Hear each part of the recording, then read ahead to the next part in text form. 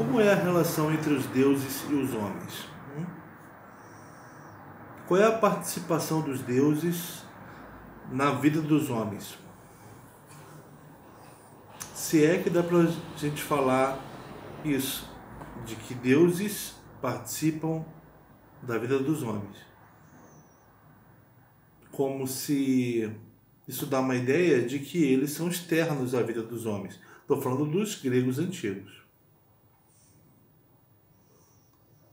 Isso dá a ideia de que os deuses são uma coisa, né, que não está intrinsecamente ligada à vida dos homens. Me parece que eles estão. Se os deuses são a perfeição que existe, em tudo que diz respeito ao mundo, em que o homem existe, né? Se os deuses eles estão presentes em todos os momentos da vida do homem, se os deuses são aquilo que faz o homem tomar decisões, boas ou ruins, né? Os deuses, eles fazem parte, eles são parceiros dos homens. E os homens são parceiros dos deuses. Por mais que os deuses sejam, sendo imortais, não tenham preocupação, né? Preocupações. Ou não precisassem ter, porque eles se preocupam com os homens. Eles não conseguem não participar da vida dos homens. Eles não conseguem não vibrar não interferir, né? Não se entristecerem com as decisões e os destinos dos homens, né?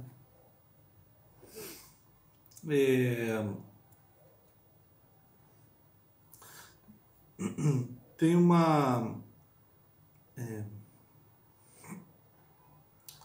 então não dá para a gente separar com clareza o que é a decisão do homem e o que é um impulso divino, nesse âmbito aqui do grego antigo,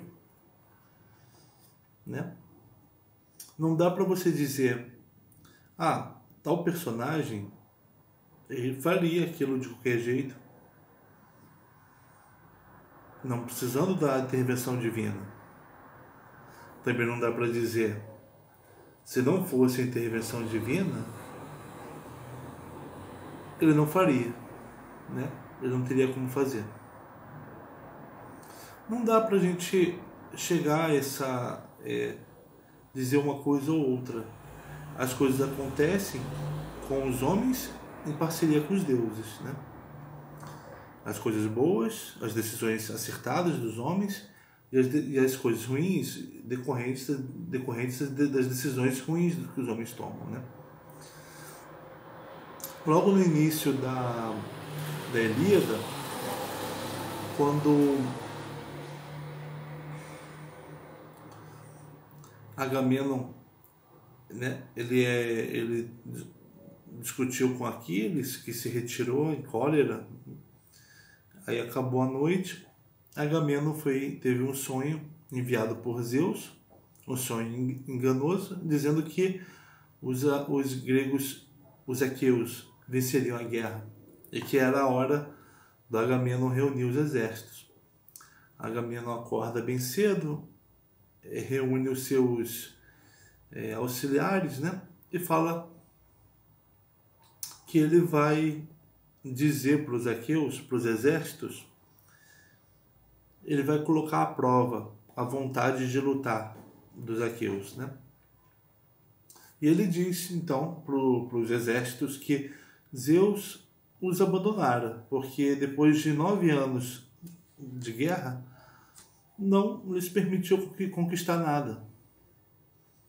Eles estavam perdendo tempo e perdendo homens, perdendo vidas, e distantes de suas casas, com muita saudade de casa. Ele diz então, quem quiser voltar para casa que volte. né? Porque aqui a gente não vai conseguir vencer essa guerra. E os exércitos começam a voltar para casa, começam a correr em direção às naus para partirem para casa, cada uma para sua localização. Isso era uma coisa que o Agamemnon não esperava. O Agamemnon esperava que os homens dissessem: não, nós vamos lutar. Nós acreditamos aqui na luta.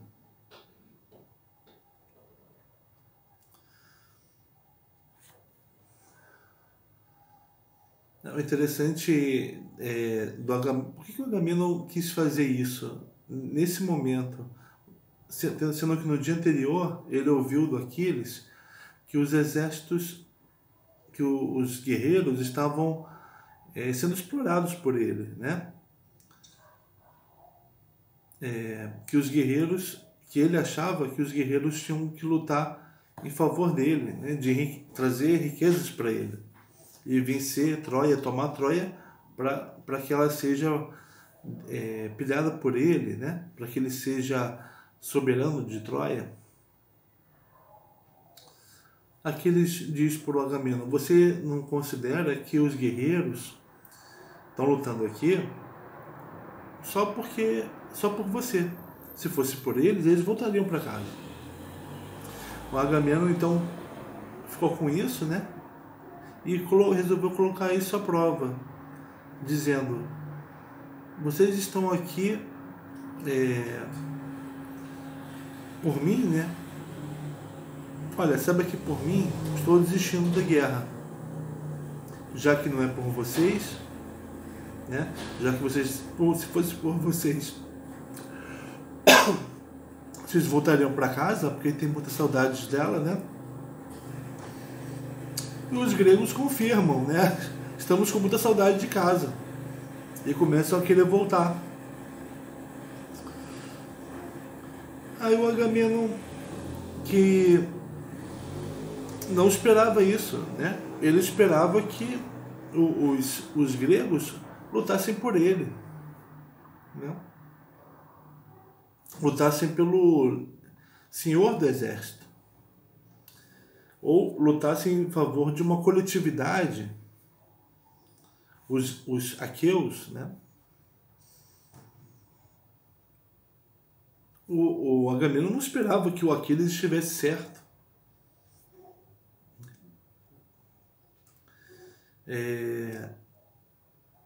Aí ele ficou surpreso de verem os homens correndo para ir embora. Ulisses, né, olha aquilo com tristeza. Ulisses não quer desistir da guerra. E ele, que era conhecido como sendo muito sagaz, né, ele recebe Atena, que diz para ele: é uma vergonha que esses homens vão embora, é uma vergonha que eles desistam da guerra, justamente pelo tempo todo que passou, por todas as perdas e também pela proximidade da vitória, que é bem provável. É um absurdo, né? É vergonhoso que vocês fujam. Atena diz para o Ulisses, né? Faça alguma coisa. Dê a palavra certa. Atenas, então, ela é parecida com Ulisses, porque Atena é a voz da razão e Ulisses é a voz da razão também, para os homens. Atena é parceira do Ulisses por essa característica que eles têm em comum. O Ulisses, então, ele interrompe as pessoas de ir embora dizendo: vocês são covardes, né? Vocês são crianças assustadas, apavoradas aqui e com saudadinha de casa. Vocês não são guerreiros, nunca foram. Então ele cutuca o espírito, cutuca o timos dos colegas, né? fazendo com que eles parem e voltem a querer lutar. Atenas, então, influi no timos do Ulisses, que influi no timos dos homens, pela voz da razão. Aquele momento de fuga dos gregos foi um momento de decisão, né, em que o Ulisses estava hesitando entre fugir também, né, ou continuar lutando. O que fazer? Ou lamentar, né? A Atena resolve esse conflito. Na alma do homem existe o conflito entre as razões mais e as razões boas. Os deuses aparecem para os homens e dão voz a uma das razões, ajudando na decisão no momento de hesitação, no momento de conflito. Por exemplo, Telêmaco, na Odisseia, sai de casa em busca de notícias do pai. Visita alguns lugares, encontra pessoas que estiveram na guerra com o pai dele. Quando chega em Esparta, ele é muito bem recebido pelo Menelau, né, que está com Helena. Menelau conta pro Telêmaco do quão grandioso foi o pai dele, mas que com o final da guerra eles tomaram um caminho diferente, de modo que o Menelau não sabe onde está o Odisseu. E aí o Menelau vai passar a noite então na casa... Menelau não, o Telêmaco vai passar a noite na casa do Menelau. Ele não está conseguindo dormir, né? Ele está preocupado porque quando ele saiu de casa ele deixou a mãe dele com os pretendentes assediando e comendo as coisas do castelo, né? Ele está preocupado, e se minha mãe foge com algum deles? O que eu vou fazer, né? Eu preciso impedir isso. E se eles acabam, de uma vez por todas, com as nossas riquezas, as riquezas do meu pai, que pode voltar, eu preciso fazer alguma coisa. Então, no meio da noite, o Telêmaco ele está com esse pensando isso. Aparece Atena para ele dizendo: você tem que voltar agora. Você está aqui dormindo tranquilo enquanto a sua casa está lá em perigo, enquanto sua mãe está em perigo. Volte agora para casa. Telêmaco acorda no meio, levanta, eu não estava dormindo, levanta no meio da noite. Ele está com um colega do lado, que o acompanha na viagem. Ele chuta esse colega para acordar. Ele não chama: ei, fulano, vamos sair agora. Não, ele está desesperado, ele chuta o colega. Vamos embora agora para casa. E o Telêmaco vai embora sem se despedir de ninguém, no meio da noite, como se fosse um ladrão. Mas qual é a justificativa disso? Foi um momento da decisão em que ele tinha que fazer algo naquele momento. Esse momento da decisão foi quando se deu por um impulso dele, do sentimento dele de aflição. Ele estava com as vozes na alma, dizendo para ele que ele deveria fazer alguma coisa rápido. Atena aparece e verbaliza a voz da alma dele. O momento de decisão do homem é o momento em que os deuses verbalizam determinada voz que está na alma do homem. resolvendo o conflito sobre o que fazer.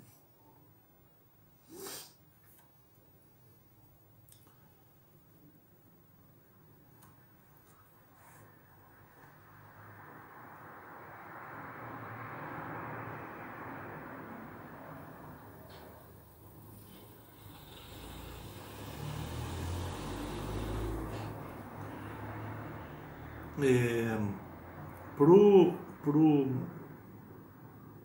Então, não dá para a gente separar a decisão do homem da intervenção divina.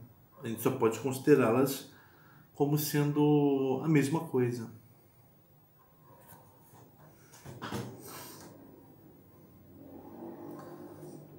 Da mesma forma como não dá para você também dizer que uma ação prodigiosa, um milagre, né? Uma coisa prodigiosa produzida pelos deuses através do homem que teve influência dos deuses, né? Uma ação prodigiosa não pudesse ter acontecido sem os deuses, né? Não pudesse ser natural, como, por exemplo, é natural que o Telêmaco tivesse levantado do nada de noite para voltar para casa. Afinal de contas, ele estava preocupado com o pai, né? Você pode entender que ali aquilo teria acontecido com ou sem a deusa. Mas no meio daquela ação, aquele acontecimento aparentemente natural, ele esconde, ele é um disfarce da ação divina, que tem um influxo divino ali.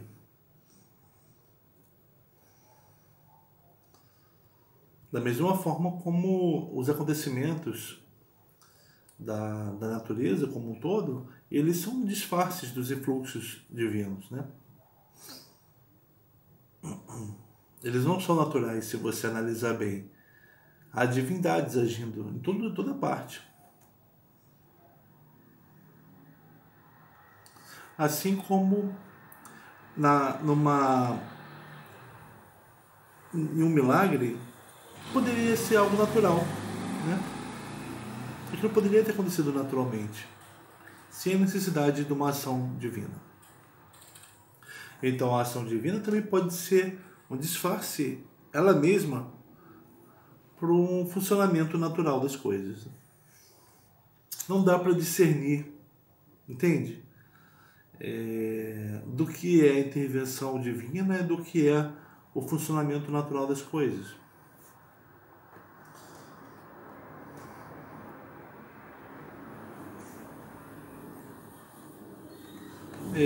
Tem uma passagem aqui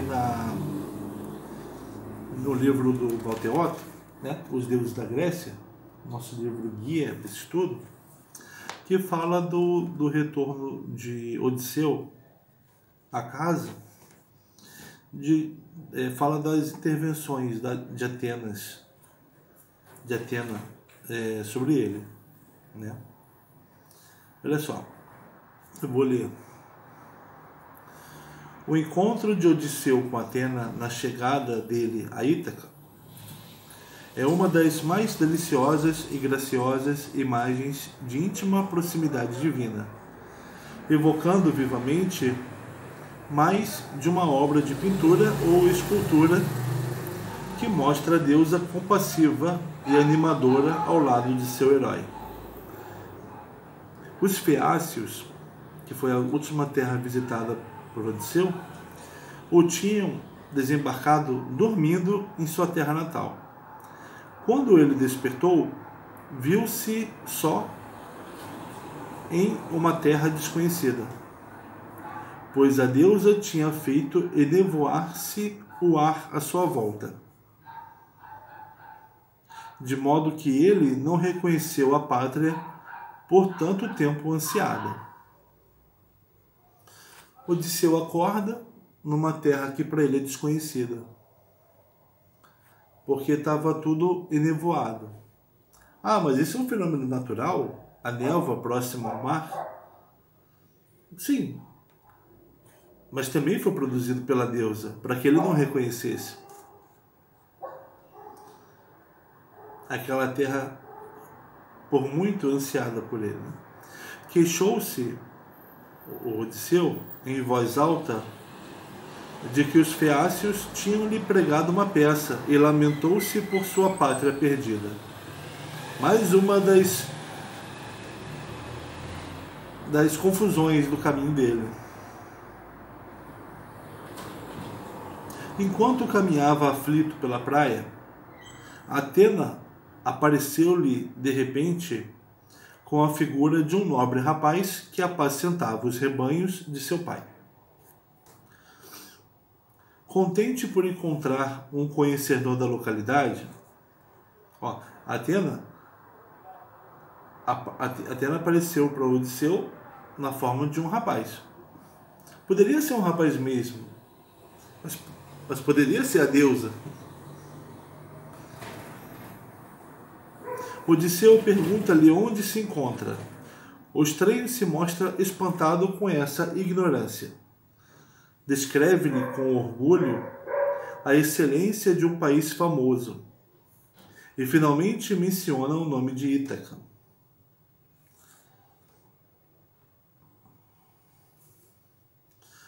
Mas o homem que passara por muitas provações tem de esconder sua alegria. Cauteloso, narra uma história inventada sobre sua origem cretense e como fora levado até ali por um contratempo. Então o Odisseu escuta do rapaz das maravilhas do lugar. E o nome do lugar é Ítaca.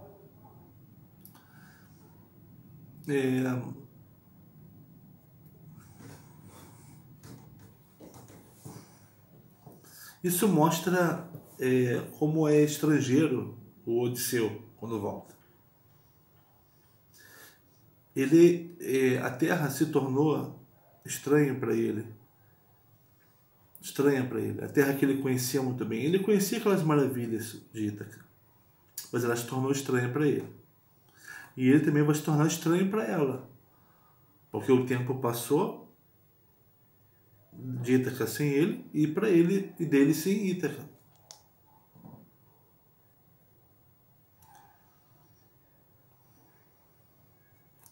Atena sorri e o acaricia com ternura. Assumiu de súbito sua verdadeira aparência. Reclama porque ele, apesar de toda a sua esperteza, olha como a Atena acaricia Odisseu. Cada encontro entre um homem e um mortal é singular. De Atena, a deusa virgem, costumamos dizer, baseados em tudo o que o que se conta dela, né, que ela é séria, guerreira, astuta, mas ela acariciou o Odisseu. Por que ela acariciou o Odisseu, né? Nesse momento, nesse encontro, melhor dizendo, né? Nesse encontro ela acariciou o Odisseu e sorriu. Nesse momento ela foi terna com ele. Assumiu Atena de súbito sua verdadeira aparência. Reclama porque ele, apesar de toda a sua esperteza, não reconheceu a sua amiga divina. Olha só, né? Você não reconhece sua terra. Tudo bem, faz tempo que você não vem. Mas você não reconhece a sua amiga divina? Eu que estou do teu lado por tanto tempo. Você ainda achou que era um rapaz que estava falando contigo? É como se dissesse: Odisseu, você não está reconhecendo a sua razão? Você está desesperado? Você esqueceu que você é astuto? A amiga divina do Odisseu é a astúcia. Odisseu então a conjura por seu pai celeste a que diga a verdade, pois teme que ela o queira enganar com a garantia de que ele finalmente retornou a Ítaca. Então ele suspeita da astúcia enganosa, né, de Atena. De que Atena tem uma astúcia enganosa, né, igual a dele. A deusa não se zanga. Eu não vou pregar uma peça em você, igual você talvez pregasse em mim. Em vez disso, mostra-se contente com a astuta cautela do amigo. Isso é uma forma de cautela, né? Você supor que o outro pode estar querendo te enganar. E admite que é justamente esta qualidade que sempre a liga a ele, mesmo no infortúnio. Logo, Atena dissipa a névoa, e Odisseu reconhece com alegria os queridos recantos da pátria, um depois do outro. Em seguida, sentam-se os dois.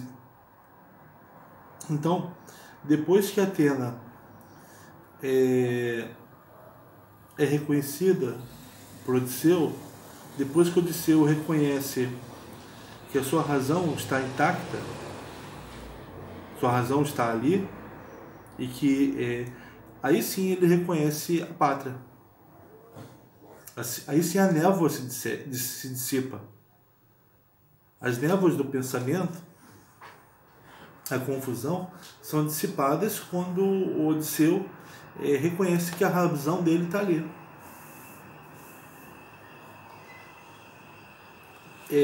Diferente disso, por exemplo, é o que diz Helena quando diz que por que eu abandonei meu marido, minha filha, meus pais, minha pátria, para acompanhar o Paris, né, nesse envolvimento amoroso que causou desgraças para nós todos? Eu sou uma cadela, eu sou uma desgraçada, mas a causa disso que eu fiz é Afrodite. De novo, a inseparabilidade entre o Come Faz e a intervenção divina. Mas a Atena está dizendo de uma confusão do pensamento. Ou um agir por uma má razão. Agamenon, quando toma a mulher que está com Aquiles, causando a ira desse, né?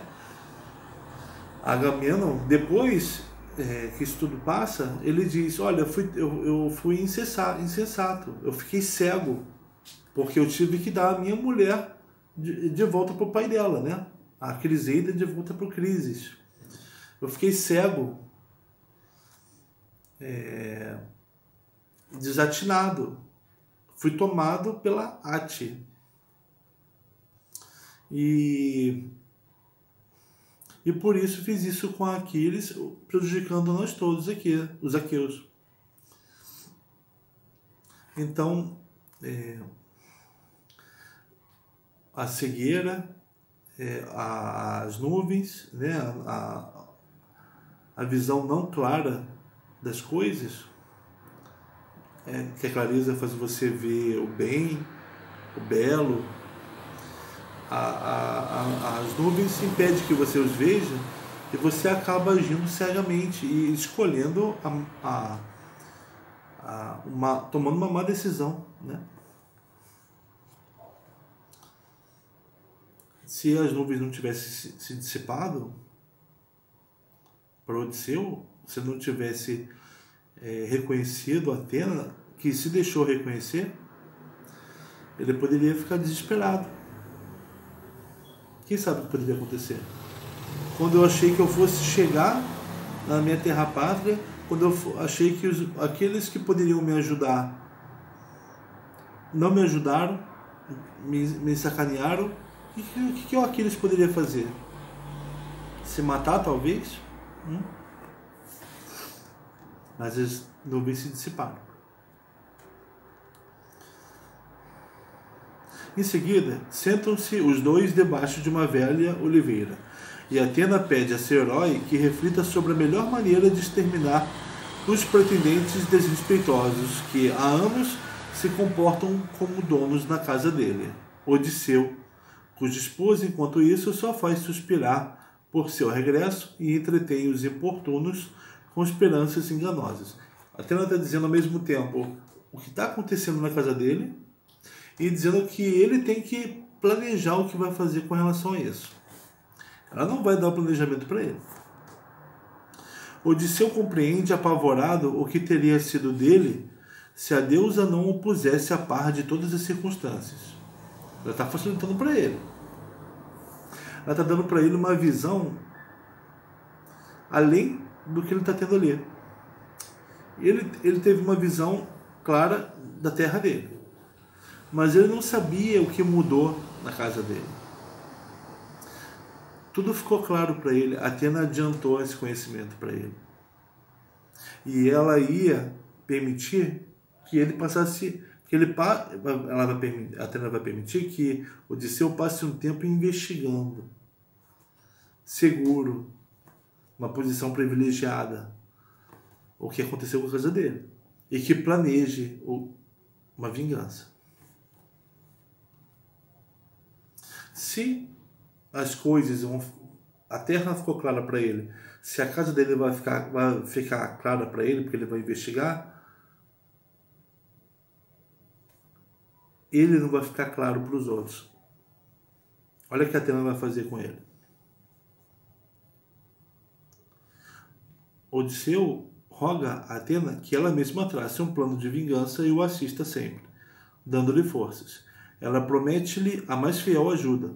Por ora, vai mudar-lhe a aparência, dando-lhe o aspecto de um velho, de um mendigo, a fim de que ninguém o possa reconhecer. Então, ele deve ir primeiro a Eumeu, o guardador dos porcos, que lhe permaneceu fiel, e fazê-lo contar-lhe tudo. Enquanto isso, ela mesma, Atena, irá a Esparta chamar Telêmaco, que viajara em busca de notícias do pai. Entregado, Odisseu lhe pergunta por que ela, a onisciente, não explicou a Telêmaco o que ocorria, em vez de o expor aos perigos do alto mar, enquanto outros lhe consumiam a fazenda. Mas Atena o tranquiliza. Ela mesma o guiou, e sua intenção era que o jovem adquirisse nobre fama. Em Esparta ele passa muito bem, e na volta há de escapar a todos os perigos. Depois dessas palavras, ela toca Odisseu com uma vara e o transforma em um velho mendigo. Com isto, vai-se embora. Pode ser que Atena seja uma voz da consciência, a voz da consciência do Odisseu. Pode ser que os deuses sejam isso para os homens, né? Por que não? Ah, mas ela apareceu para ele. Sim, apareceu para ele, fisicamente. Nós temos vários exemplos disso no Homero, mas por que não também pensá-los como a voz do pensamento do personagem que é verbalizada, né? E Atena, ela faz isso com o Odisseu aqui nessa passagem.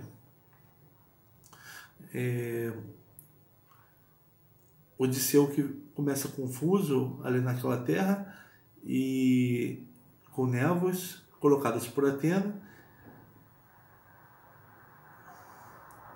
O rapaz aparece falando de como aquilo é maravilhoso, a Ítaca. Odisseu fica desconfiado de que não seja aquilo, né? De que aquilo tudo é enganação. Isso pode ser uma a desorientação, né, do homem. Eu não estou seguro quanto o que pensar, porque por mais que eu ouça que aqui é um lugar familiar para mim, não está parecendo familiar para mim, porque tudo mudou. Apesar de ele ter chegado num lugar não modificado pelo homem, né, a praia. Então não teria história, não teria mudança. Mas a princípio ele não reconhece, porque a Atena impede que ele reconheça, porque ela coloca névoas. Mas ela se faz reconhecer por ele. É como se ele reconhecesse a razão dele. Então eu estou com a razão, a minha razão. Eu não estou enganado. Eu não estou em dúvida sobre onde eu estou. Eu não estou enganado. Eu estou com a minha razão. Aí a Atena faz as névoas ir embora. A Atena, ela está querendo que o Odisseu reconheça a razão dele, antes de reconhecer o lugar onde ele está.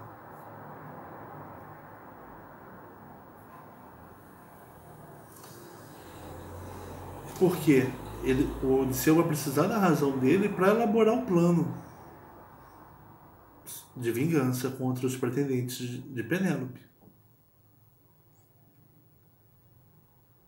Mais do que conhecer, antes de conhecer o lugar onde ele está, antes de reconhecer e antes de saber conhecer as novidades ruins, né? Nesse caso, antes disso, ele precisa cuidar da alma dele. Saber que ele está com a boa razão falando com ele. Ah, então tá, eu estou com a boa razão. Ah, então ó, as névoas vão embora. Olha aqui onde você está. Realmente é sua casa, sua terra. E a sua casa, olha, a casa que você conheceu está com esse problema. Você tem que pensar no que você vai fazer.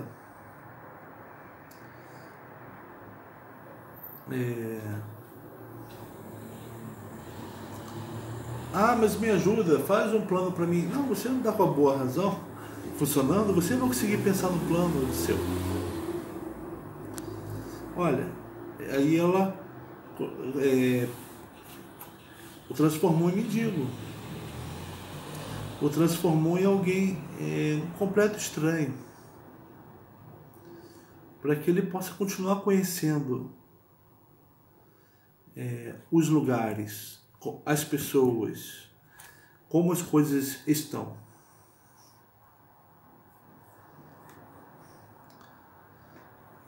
Para que ele possa continuar conhecendo e elaborando o que fazer, porque ele está com a boa razão ali. Repara o movimento psicológico disso. Primeiro eu me asseguro, eu fico confuso, desorientado, depois eu me asseguro da minha razão. Isso, lógico, com a parceria da deusa, que é a deusa da razão. Eu me asseguro da razão e aí eu me oriento e faço um plano. Me oriento, me informo e faço um plano de ação.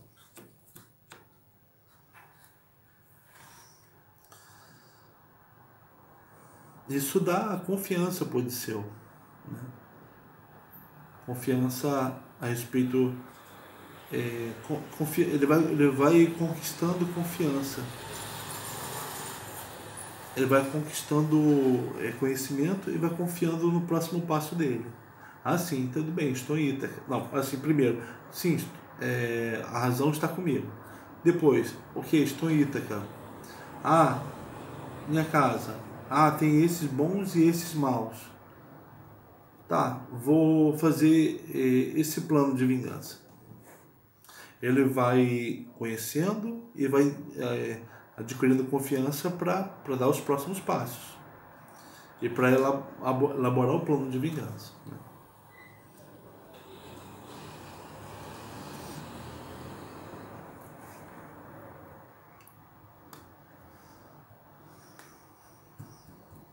Então, o que a gente está falando aqui é da estreita relação entre os homens e os deuses.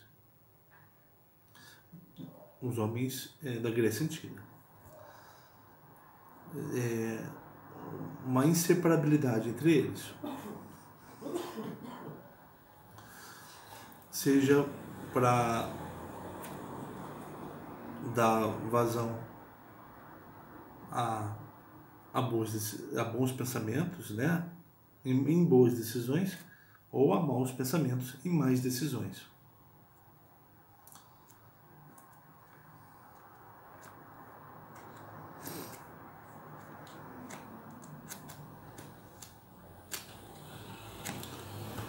Então é isso, pessoal. Obrigado, tá?